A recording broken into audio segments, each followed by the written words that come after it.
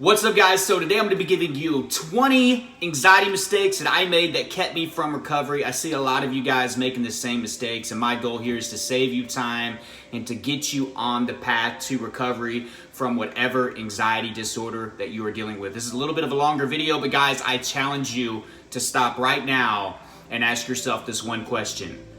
Do I want to recover from anxiety?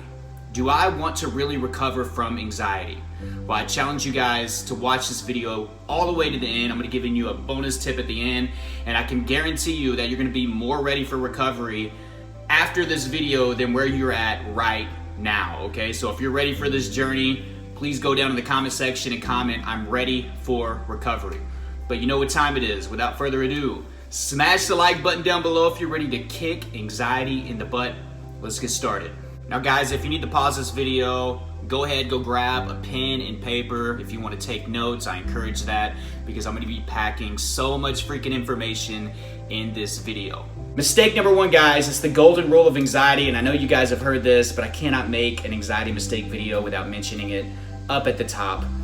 Do not Google your anxiety symptoms. Say it with me. Do not Google your anxiety symptoms. Some of you refuse to stop doing this, therefore you are not recovering. If you have health anxiety, in my opinion, you definitely will not recover if you continue to Google your symptoms. Stop playing doctor. Go to a professional, okay? They went to school for 8+ years. They've seen tons of people that have dealt with the symptoms that you've dealt with. It's better to go to them than you try to play doctor. Why? Because you're in a state of being irrational, you're in a fearful state. If you were like me, I was in a panic state whenever I did my first Google search, okay? When I had my first panic attack, I had shortness of breath, chest pain, numbness, tingling, you name it. What do you think popped up when I put that into the Google search bar? Heart attack. Even though I was 20 and didn't have the risk factors, since I was in a state of panic, I believed everything that I saw. And I'm telling you guys, when it comes to Google, they're gonna put the worst things at the top. Any symptom can be a symptom of cancer. Any panic or anxiety attack symptom can be a symptom of a heart attack or a heart problem, okay?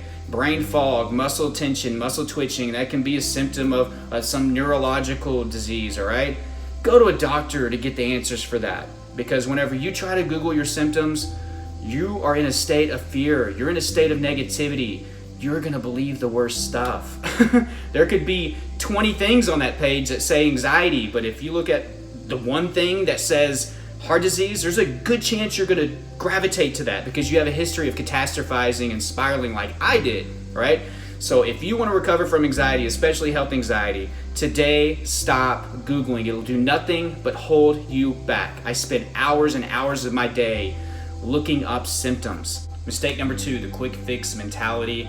I had the quick fix mentality for a very, very long time. I wanted my symptoms to stop. Why? Because I was suffering. I had multiple panic attacks every day. I was in pain every day. I wanted something to ease my pain. Unfortunately, I turned to things like alcohol, Benadryl to help me go to sleep, things like that, basically to try to control the symptoms, work in recovery from the outside in. That kind of also tends to be a characteristic of people that have the quick fix mentality. If I can just quickly fix these symptoms, then I can work on my anxiety. It does not work like that. You got to work recovery from the inside out. So the quicker that you stop looking for quick fixes, the quicker that you're going to be able to get your subconscious used to work, exposure, consistency, patience, strategy, all the things that involve recovery. All right. Now, you may hear a rare story about somebody's panic ending because they took fish oil pills. You may hear a rare story where vitamin D did it for this person. But I'm just saying here, for the sake of this video, most of us, we had anxiety building for quite some time, all right? We had anxiety building for quite some time. We have a lot of work to do. Rewiring does not happen in minutes, hours, or even just a few days. You have to be prepared for the long haul. This is a life change. This is a full transformation if you want to fully recover from anxiety, okay? So get out of that quick fix mentality. It'll hold you back. It'll waste your time. It'll make months turn into years like it did for me. Mistake number three is waiting for motivation. And I say waiting for motivation because motivation is not easy to come by when you have anxiety disorders. In my case, I had health anxiety and panic disorder on top of each other. So when you're having tons of panic attacks, you feel drained, you feel exhausted mentally and physically. You're not getting a lot of sleep. So it's gonna be hard to feel motivated to do the things that you need to do for anxiety. And see, that's kind of what happened with me. I started to learn, oh, diet's good for anxiety, but I don't feel motivated to start it. Dang, all I wanna do is comfort eat. Seems to help me in the moment. Man, I hear that exercise is great, but man, I don't feel the motivation. I didn't get that much sleep last night, you know? I didn't get a lot of sleep, plus I got this cardiophobia thing, kind of scared to do it. I heard that mindfulness is great, but I don't know about meditation. I don't know. I just don't feel pumped up enough to try that out. So I waited and waited and waited. Maybe tomorrow I'll feel good enough. Maybe tomorrow, the next day I'll feel good enough, or next week, and then that turns into next month, and then next year. I was sitting around waiting for motivation just to pop up. Why would it? If we're wired to negativity and fear, spiraling, catastrophizing, all those good things, right? Why would motivation just pop up out of nowhere?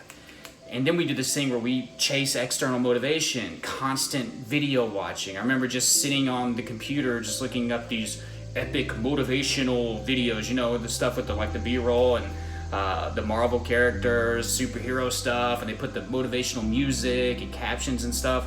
I would watch that, and then by the time the evening rolled around, I hadn't done anything. I just sat there in my underwear watching motivational videos.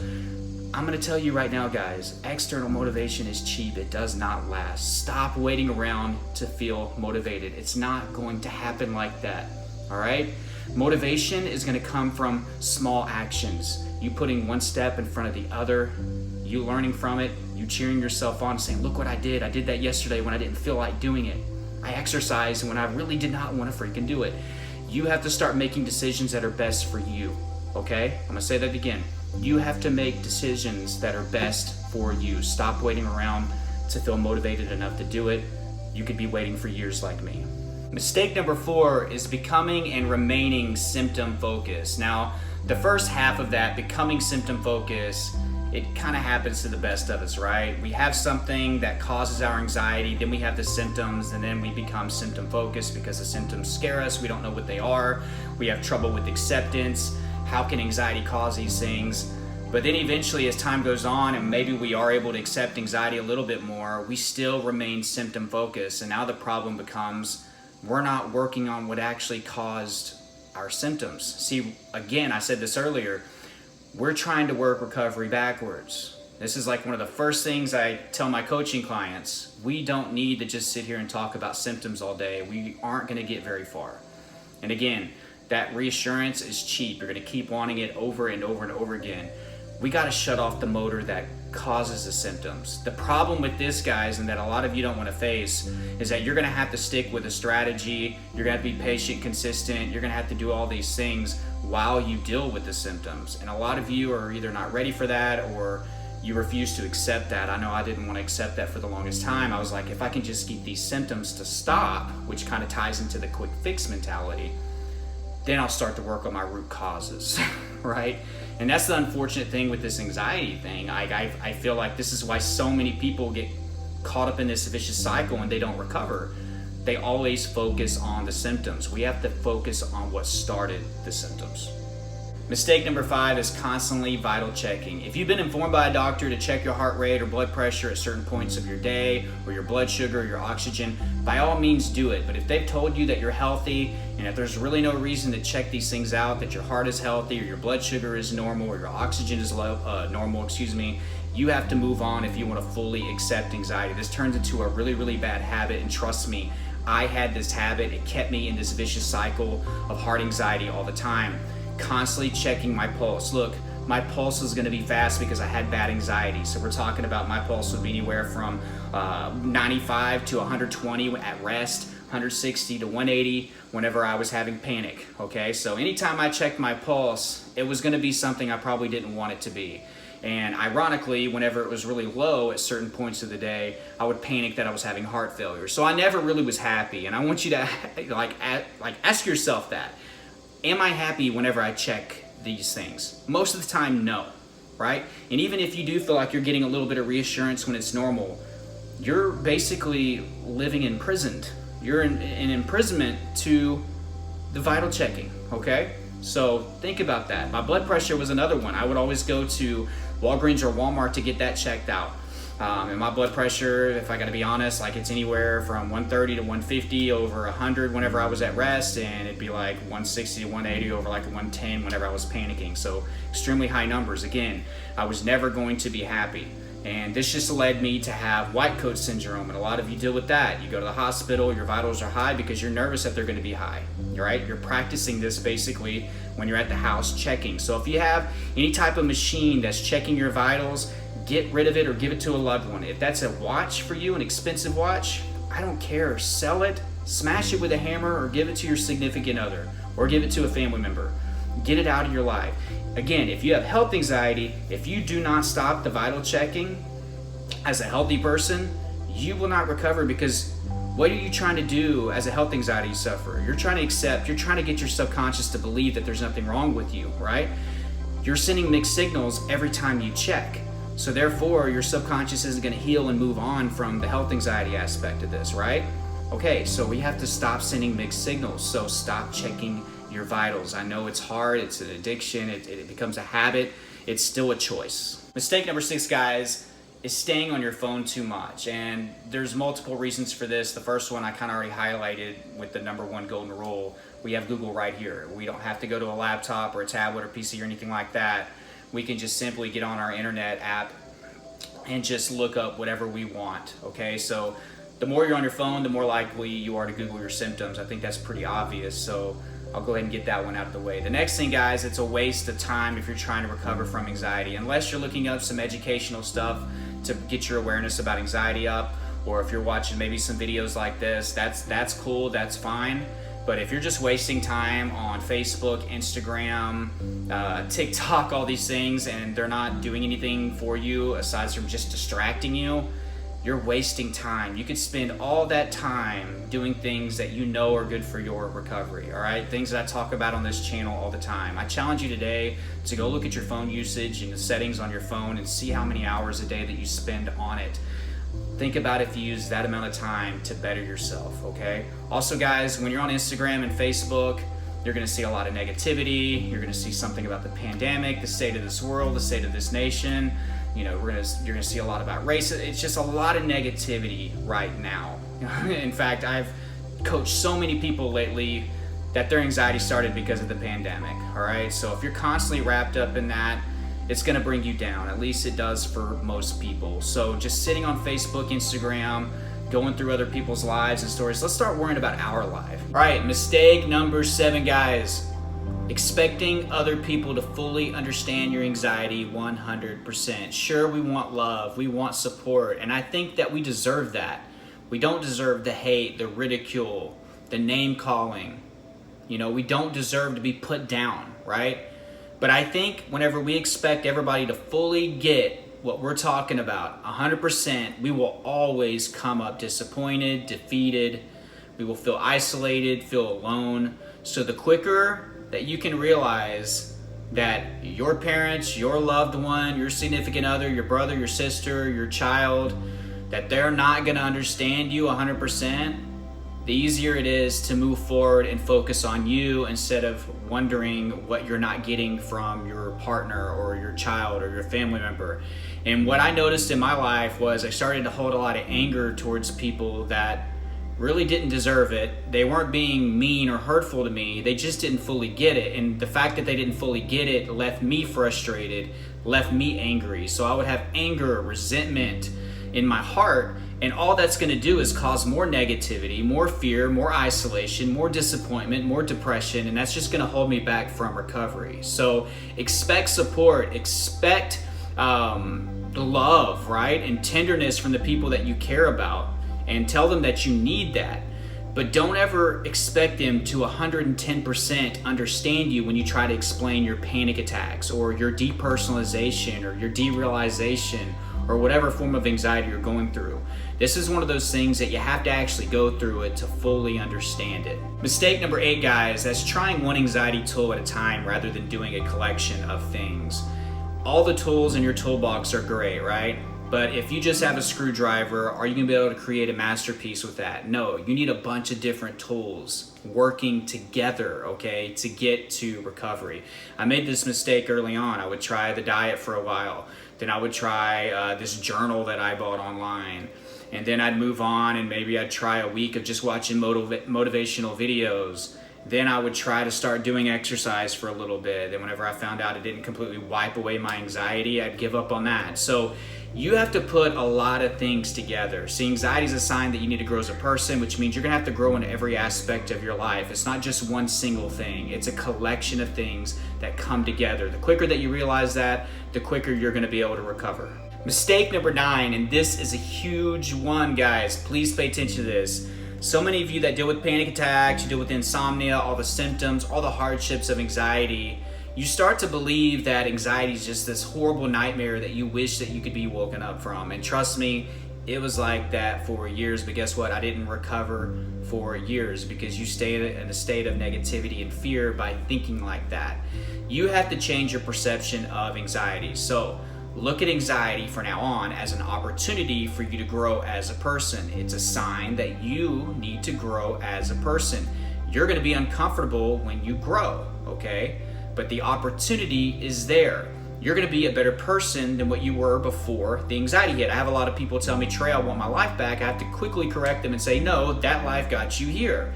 You're gonna be a new person. So you actually have to get excited about the process of changing and growing, and get excited about the process that it takes to get to recover for you to actually recover. If you look at everything as a nightmare, you're gonna always be depressed, you're gonna be down, you're gonna be negative, you're gonna be fearful, you're gonna be reluctant to try this or try that. You're not gonna be patient, you're not gonna be consistent with anything. You have to get excited about the process, all right? Think about people that are super excited about working out, right? Those are the ones that are in really, really great shape. The people that are just doing it, going through the motions in the gym on their phone, they're not really pumped up about it. They're the people that don't get the greatest results. Don't be like that with your anxiety recovery.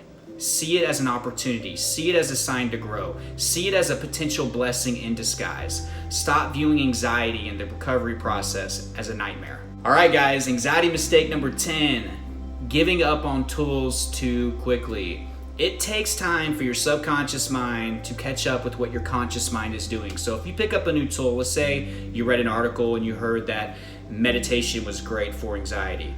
Do you think your subconscious cares that you're reading it right now and deciding to do meditation today for the first time? No, it really does not give a damn, honestly. You know what it does give a crap about? You doing it every single freaking day for a long time until it's normalized. Same thing with diet, same thing with grounding, same thing with exercise. When you start exercise at the beginning, your subconscious is trying to tell you, this is dangerous, what are you doing? Stop killing us. When you start a new diet, your subconscious is saying, why are you putting all that poison in us? This is nasty, where's the good food? Where's the good stuff? Where's the comfort food? Let's binge, right? Whenever you try to quit an addiction, your subconscious is rebelling. That's because you're changing, you're doing something new, right? You're gonna get some pushback, some resistance from your subconscious. Stop giving in and quitting because you get a little bit of agitation from the subconscious mind. That's normal. It takes time for the subconscious to accept what you're doing on a conscious level. It takes time, it takes practice. Not to mention, some of these tools just take practice. Meditation is something you need to practice for weeks, months to master, okay? So stick with your tools, stop giving up on them so easily. You know, 1 time, 2 times a week is not enough. I'm just gonna be honest with you guys. All right, so we made it halfway. Do me a huge favor if you've made it this far. First of all, thank you for watching this much of the video. It means that you're serious about recovery. Go down below in the comment section and type in all caps, recovery crew. You guys are my recovery crew, okay? If you need to push pause, stretch your feet, stretch your legs, stretch your feet, who does that? Go get you a refreshment, something to drink. I'll meet you back here and let's finish this video, guys. Mistake number 11, consuming too much sugar and caffeine. Whenever you've had anxiety for a long time, especially as long as I did, you become very hypersensitive to everything going on in your body. That includes everything that you consume. So before I didn't have issues with the sugar, before I didn't have issues with a cup of coffee or soda. After anxiety, it really, really affected me. It would spike my anxiety, for instance, with the caffeine. You know, if I had soda, and you got to think about it, soda has the caffeine and the sugar. Those of you that drink energy drinks, you got the caffeine and the sugar. A lot of you that drink coffee, you're putting creamer and sugar into that, okay? You got to be careful, especially whenever you combine both of them. But even separately, they can be very triggering. I would have panic attacks because of this. Sugar, I could eat all the cake and donuts and ice cream before I had my anxiety. Whenever I ate that stuff after, my sugar highs were really too intense. would trigger panic. Whenever I would have my sugar lows where I would crash, I'd feel fatigued, tired, depressed, want to take a nap, more so than I did in the past. So understanding that now you are very sensitive to these things, and they can trigger you and set you back, that's why it's a good idea to put these on the back burner for a while. And let's just be honest, guys, they're not that healthy, especially things like soda and energy drinks. You want to ditch those, okay? Now I can drink coffee every single day. It doesn't trigger me. Why? Because I'm not sensitive to any of that anymore. I've actually recovered 110%, so I can have coffee. But guess what? Seeing anxiety as a blessing in disguise, right? As an opportunity for you to grow, like I talked about earlier. Instead of seeing it like a nightmare, I was able to ditch those things, and I don't consume those things anymore. You know, I was able to get rid of those bad habits as a part of my recovery, right? So ditch the sugar, ditch the caffeine. Obviously natural sugars and staying hydrated, that's different. I'm not talking about that. I'm talking about like processed sugar, and we're talking about the heavy caffeine products. Anxiety mistake number 12, avoiding exposure. So many of you get stuck in the tool phase where you learn a new diet, exercise, a new routine, strategy. You're starting to learn how to be patient and consistent with it, but you never go out in the real world and test it out. You're not exposing yourself to the things that make you feel uncomfortable, to the things that you fear. That's actually where most of your recovery is going to come from. Okay, tools are amazing. I teach tools on here. In my recovery course, I have a full routine for you to follow. But eventually, you have to get out there and start implementing it, testing it out, all right? If there's something that you're afraid of and you're uncomfortable to do, run to it. Don't run from it. That was a huge mistake that I made, and it drug out my recovery longer than it needed to be. Mistake number 13 is not getting help. It starts with your friends. It starts with your family. Do not get used to not expressing and voicing yourself. Talk about your anxiety. Get that help. You deserve it. Doesn't mean everybody's going to receive it well, but you have to get the ball rolling.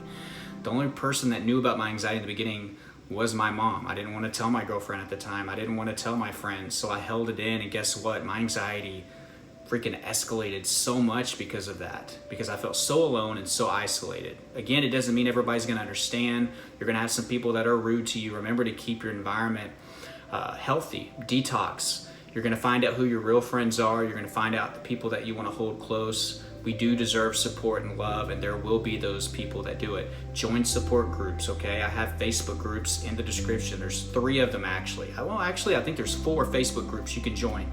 Be a part of those communities. You need to go to a therapist to actually get diagnosed formally. How are you going to tackle this anxiety disorder if you don't know what it's about, what it consists of, some angles to treat it, to recover, all right? So go to a therapist. They also can offer you tools and strategies, workbooks, CBT, things like that, okay? Also, get a hold of an anxiety coach if you can, all right? If you can combine therapy with anxiety coaching, it's magic, okay? A lot of the people that I coach, they also do therapy, but adding the experience that I bring to the table has been a game changer for them. So I'm gonna put a link down below in the description for some online therapy where you can do it on the phone, the laptop, the PC, the tablet. Get started with therapy if you haven't. And I'm also gonna put my email down below for one-on-one coaching. If you don't wanna do coaching with me, if you don't feel like we'd vibe, or if you don't think our chemistry would be good, there's tons of other anxiety coaches out there. Just be sure that you know that they've actually struggled like I have before you go with them, okay? So get the help that you deserve. Mistake number 14 is too much alcohol consumption. Whenever I say too much, look up what the healthy standards are for drinking, and usually it's 1 drink per day. For women, I think 2 standard drinks for men. But even for some of us that have anxiety, that's gonna be too much because we're really, really sensitive to those things. My story in a quick nutshell, I was already drinking when my anxiety started, and it went to crazy new heights because I was using it to numb my symptoms. It turned out to be the only thing that would shut off my anxiety, my panic. And you may be thinking, well, that's good, right? Well, no, because drinking is horribly unhealthy for you. You are not going to be able to rewire your brain if you're under the influence or if you're chronically drinking. And then guess what? The next day is a living hell because you're dehydrated, plus you have the anxiety. You mix that together. That's hangxiety or anxiety hangovers. I have videos over that. Basically, it's a hangover on steroids, except now you're having terrible panic attacks tenfold of what they are when you're sober. It's just crazy, okay? I'm not gonna spend this whole video talking about it, but if you're drinking, reach out to a doctor, find a safe way to quit if you're over drinking like I was.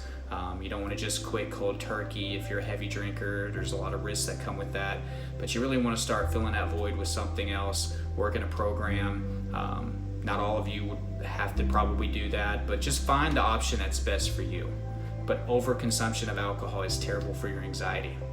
Number 15, neglecting your gut. 90% of your serotonin is produced right here in the gut, okay? So you need a healthy balance of good and bad bacteria, which means you have to have a healthy diet. Now, I'll spend a little bit of time on probiotics and a daily vitamin. Daily vitamin is going to give you all the nutrients and vitamins that you're lacking from your diet, so it's just good to have that. A probiotic is going to help reestablish the actual bacteria levels in your gut. I did a review over Thrive. I've done a review over Elixa. That's a short-term one. Thrive is a long-term one. Of course, there's different ones like Digestive Advantage. Look at your reviews, talk to your doctor. There's reviews all over YouTube. Find a probiotic that's best for you and combine that with your daily vitamin. I'm not huge on tons of supplements unless you're lacking or deficient in certain areas, okay? So I would just basically stick with the daily vitamin and a probiotic. And then I wanna make sure that I'm eating healthy. We already talked about cutting out the sugar, so that's all the sweets, the candy, the sodas. We talked about the caffeine, cutting down on that because we're sensitive to everything that we're putting into our digestive system now.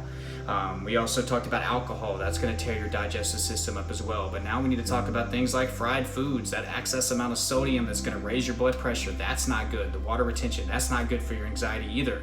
So we want to make sure that we're eating lean meats, the chicken, the lean beef, the fish. That's amazing. That's amazing for your anxiety. We want to eat plenty of vegetables, especially the green ones.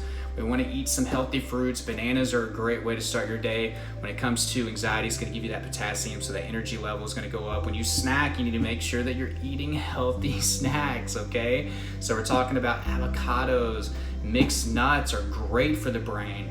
Berries, any type of berry has been proven to be brain boosting, okay? So that's healthy.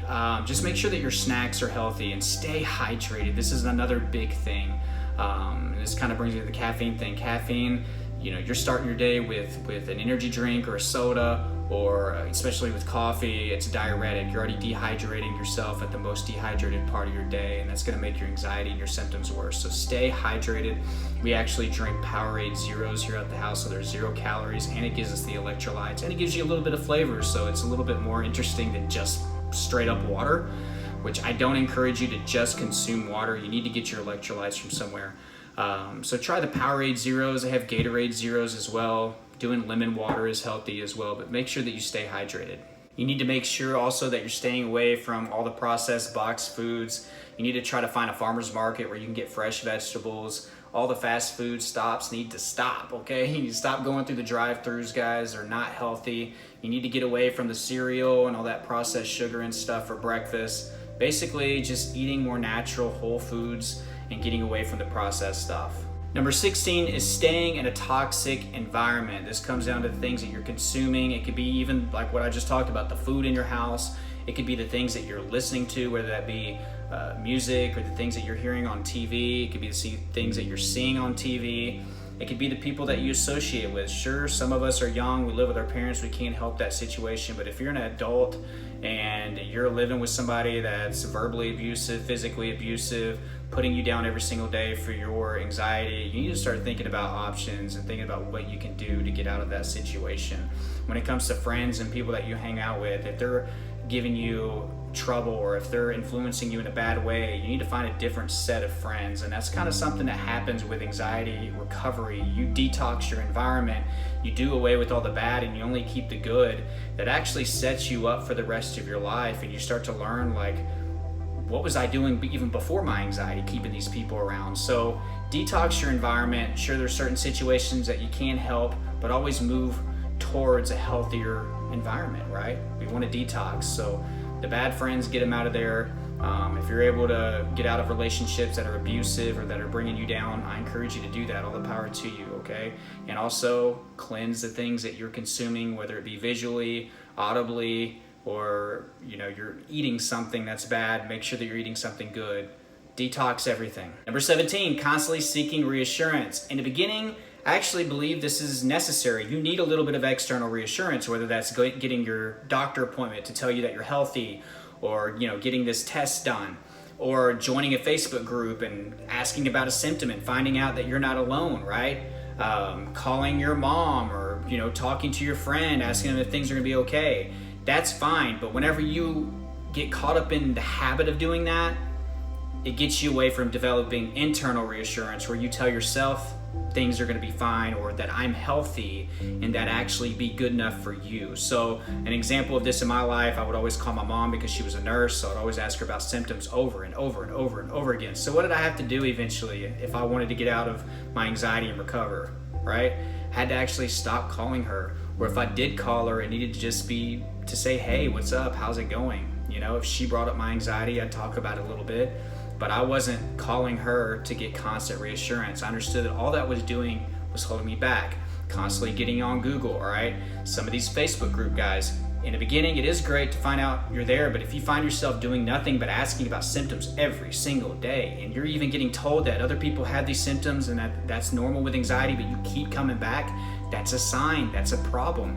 So we got to go from external reassurance to internal reassurance. It's not an easy process, but it's something you need to do if you want to recover. Number 18 is being overly critical, okay? Yes, you need a little bit of self-love. You need a little bit of self-discipline, but when you make a mistake here or there, don't bash yourself. Stop being verbally abusive to your subconscious. Recovery isn't just this, it's this, right? It's up and down, but gradually things improve. You're gonna make mistakes. Instead of bashing yourself for the mistake you made, learn from the mistake that you made, okay? But again, you do need a little bit of tough love and self-discipline. We talked about it earlier. Like when motivation isn't working, you actually have to just make decisions that are best for you, even if you don't want to do them. And sometimes you have to push yourself, and I get it, right? But self-love is a huge part of recovery. You have to love yourself. You have to talk sweet to your subconscious sometimes to get it moving in the right direction. So I encourage you to practice more self-love if you haven't. I get it's an eye roller. We hear about it all the time, but there's a reason we hear about it all the time, because it's super freaking important if you're wanting to recover from anxiety. Honestly, a lot of times what we're being critical over does not outweigh some of the good things that we've done.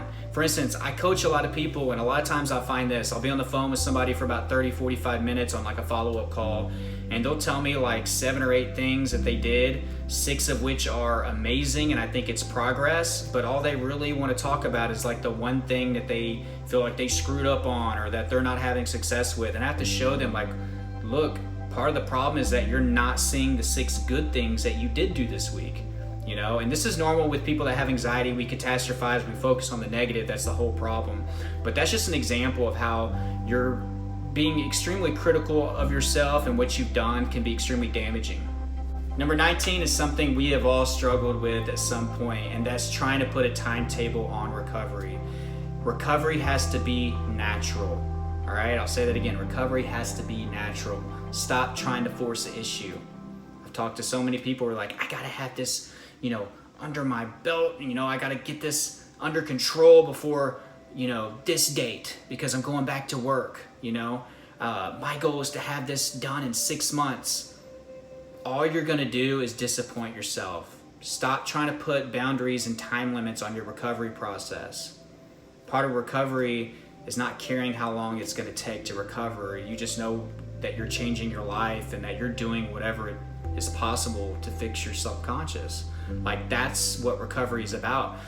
You don't care about how long you have these symptoms. You don't care how long you're going to get pushback from your subconscious, because you believe that you're going to recover. It's just a matter of time. And I don't know how much time that's going to be, but I don't care about how much time that's going to be, because it's going to be worth it in the end. So stop putting timetables on your recovery period. All right, number 20 is another big one that I did, and I know a lot of you guys are doing this with your anxiety, especially if you're not getting a lot of sleep. You're waking up in the morning, and then you're just kind of laying around in your bed. And I like to call this laying in your own filth. You wake up in the morning, you start in on the catastrophizing. Where are my symptoms at? Oh, there they are. You start thinking about how your day's gonna go. Oh man, I gotta go here. I hope my anxiety doesn't get bad. You think about your life. Then what do? We do what I talked about earlier. We get on our phones, right? We start scrolling through Facebook and Instagram. We see the latest pandemic news. We see some negative posts. We see the things that we're missing out on because we have anxiety. Why is everybody happy and I'm miserable? And then you kind of roll back over in your bed. You sleep another hour and a half to play catch up.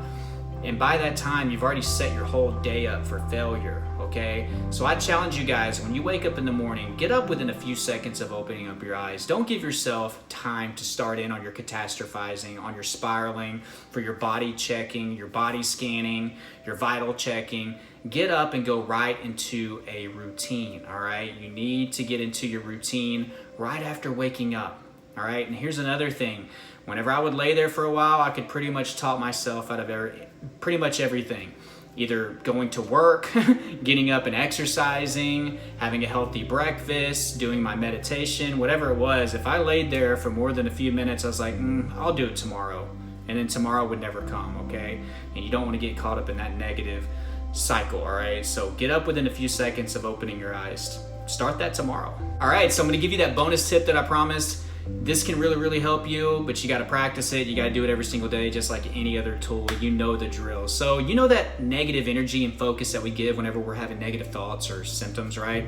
Right, we have like that chest pain. We're like, oh God, no, not again. Please stop, go away. You know, we put the focus and what happens, the chest pain gets worse. Or we put a lot of negative energy into an intrusive thought, and what happens keeps popping up over and over and over again.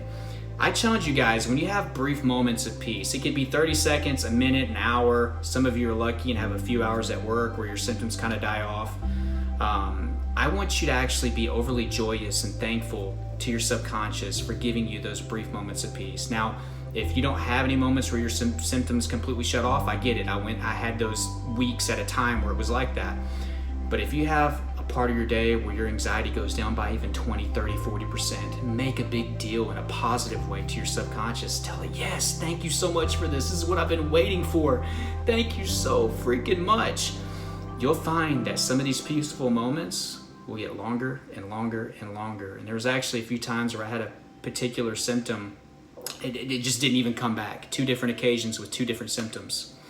The first one was stomach pain that I actually had for 3 months in a localized area. I acted overly joyous and thankful that it was, disappeared for a little bit, that it actually never came back. It never came back because it actually went away after I made an appointment. Finally, after getting over my fear of getting diagnosed with some horrible cancer, I made an appointment to get an ultrasound of that area to see what was going on. And then just right after that, the symptom kind of dissipated, I guess, because I got some reassurance I was going to find out what was wrong. And then I went outside and I just was like, yes, it's gone. Thank God it's gone. And never came back again, okay? So just something to implement to your daily routine. I think it could be some help to some of you guys. But if you made it to the end of this video, thank you so freaking much. This is probably the longest video I've ever put on this channel, aside from doing like some live streams in the past. So thank you so much. It was a little bit different. I'd like to make some longer videos for some of you. I'm gonna make some really short videos too, so I'm gonna start mixing it up. And as you can tell, I've been uploading every single day. I wanna keep that going. Believe it or not, I wanna eventually get it to 2 uploads a day. But if you've watched it this far, thank you from the bottom of my heart for sticking around. I want you to go down below in the comments and I want you to put, I made it in all caps. But I made it. Thank you so freaking much for taking your recovery and your anxiety seriously, okay? If you implement everything that I talked about, all 20 of these mistakes, if you start to work on those and get rid of them, apply that bonus tip, I'm telling you, sky's the limit for your recovery possibilities, okay? If I did it, I know you can too. Remember, if you have not gotten my anxiety recovery course, Elite Anxiety Bootcamp, what are you doing? What you waiting on, okay? Go grab that. I'm gonna put that down below in the description and in the first pinned comment. Be a part of that program. It's my step-by-step blueprint on how I overcame anxiety 100%. I had crippling panic attacks. I had the horrible health anxiety. I had every symptom imaginable, okay? And I don't have it anymore. I got rid of it. This isn't a fluke. I've been doing these videos for close to 7 years now. I have fully recovered. I want to be a part of your journey. So take that program, learn what I did step by step from the moment I woke up until I went to sleep. And trust me, you're gonna get results on that. It's already changing a lot of people's lives. So be a part of that. I put out a review the other day on a community post. You can go check that out. Those reviews are still coming out. So thank you guys that have already joined. I know there's been 2 people that enrolled already this morning. Be a part of that. I'm excited for them. I want to be excited about that for you as well. Be sure to go down below in the description. I have all my links for TikTok, Snapchat, Twitter, Instagram, all that good stuff. Those free Facebook groups I was talking about, they're down there as well. Subscribe if you are new here. Hit the bell, again, because I'm going to be putting out more videos. You don't want to miss any of those when I start. So make sure you hit the bell and like this video again if you got some value. But until next time, guys, keep fighting.